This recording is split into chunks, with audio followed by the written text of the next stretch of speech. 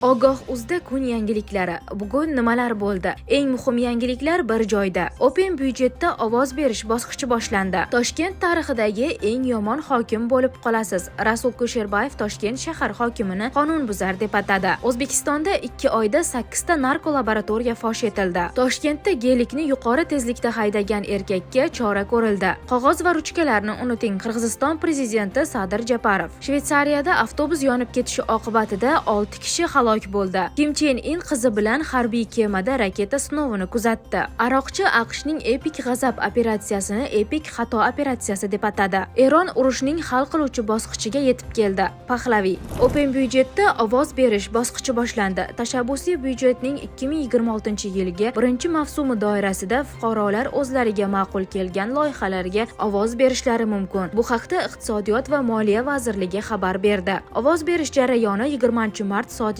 23:59 ga qadar davom etadi. Tizimda bir fuqaro bir ovoz tamoyili amal qiladi. Firibgarlikning oldini olish uchun ovoz beruvchilar raqamli hukumat tizimi orqali identifikatsiya qilinadi. Ushbu mavsum uchun fuqarolar tomonidan jami 21049 ta loyiha taklifi kiritilgan. Toshkent tarixidagi eng yomon hokim bo'lib qolasiz. Rasul Kusherbayev Toshkent shahar hokimini qonunbuzar deb atadi. Sobiq Oliy Majlis Qonunchilik palatasi deputati Rasul Kusherbayev Toshkent shahar hokimini eng yomon hokim bo'lishi mumkinligini aytdi. Bu haqida u o'zining ijtimoiy tarmog'idagi sahifasida video joylagan. Uning so'zlariga ko'ra, Toshkent shu paytgacha yuqori darajadagi qonunbuzar hokimni ko'rmagan. Ma'lumot o'rnida Toshkentning ayni damdagi hokimi Umurzakov Shavkat Bo'ronovich hisoblanadi. O'zbekistonda 2 oyda 8 ta narkolaboratoriya fosh etildi. 2026-yilning yanvar-fevral oylarida o'tkazilgan tezkor profilaktik tadbirlar natijasida 8 ta g'ayriqonuniy narkolaboratoriya fosh etilib, faoliyatiga chek qo'yildi. Shu bilan birga jami 375 kilogramm narkotik, psixotrop va kuchli ta'sir qiluvchi moddalarning iste'molga chiqib ketishining oldi olindi. Aniqlangan giyohvandlik vositalarining eng ko'pini gashish va marixuana moddalari tashkil etgan. Toshkentda gelikni yuqori tezlikda haydagan erkakka chora ko'rildi. Joriy yilning 8-martdan 9-martga o'tar kechasi Sergeli yangi yo'lida haydovchi soatiga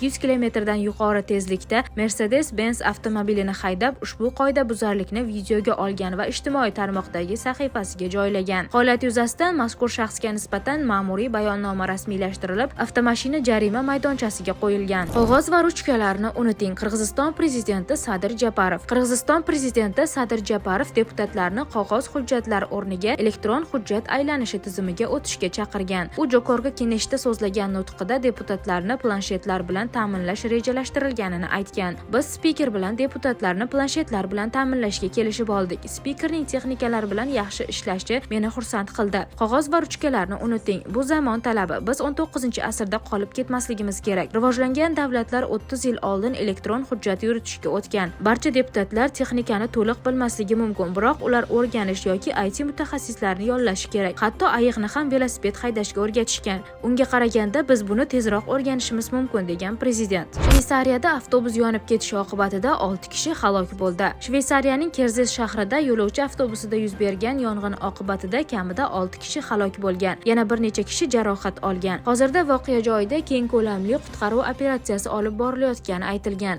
Shuningdek, qutqaruv ishlariga vertolyot ham jalb qilingan. Kim Chen In qizi bilan harbiy kemada raketa sinovini kuzatdi. Shimoliy Koreya rahbari Kim Chen In qizi Kim Ju-e bilan video muloqot orqali Chveyoxyon harbiy kemasidan uchirilgan raketa sinovini kuzatgan. Sinov vaqtida kemaga nishonlarning xususiyatlari haqida ma'lumotlar uzatilgan va strategik qanotli raketalarni uchirishga ruxsat berilgan. Natijada dengizdagi nishonlar muvaffaqiyatli yo'q qilingani haqida Koreya Markaziy telegraf agentligi xabar bergan. Aroqchi AQShning epik g'azab operatsiyasini epik xato operatsiyasi deb atadi. Eron tashqi ishlar vaziri Abbos Aroqchi Tehronning AQShga birinchi bo'lib zarba berishni rejalashtirgani haqida da'volarni rad etgan. Eron go'yoki AQShga yoki AQSh kuchlariga hujum qilishni rejalashtirgani haqidagi bayonot ochiq va mutlaqo yolg'ondir. Bu yolg'onning maqsadi Isroil tomonidan rejalashtirilgan va badalini oddiy amerikaliklar to'laydigan epik xato amaliyotini oqlash xolos, degan u. Eron urushning hal qiluvchi bosqichiga yetib keldi. Pahlaviy. Biz hozir so'nggi kurashimizning hal qiluvchi bosqichiga yetib keldik. Sizlarni imkon qadar tezroq zarur oziq-ovqat va ehtiyojlaringizni zaxiralashga, o'z xavfsizligingiz uchun ko'chalardan chekinib, uylaringizda qolishga chaqiramiz. Ish tashlashni davom ettiring va ishga chiqmay turing. Birligingizni ko'rsatish uchun har kecha shiorlar aytishni davom ettiring, degan Eron sobiq valiahd shahzodasi Rizo Pahlaviy eronliklarga murojaat qilib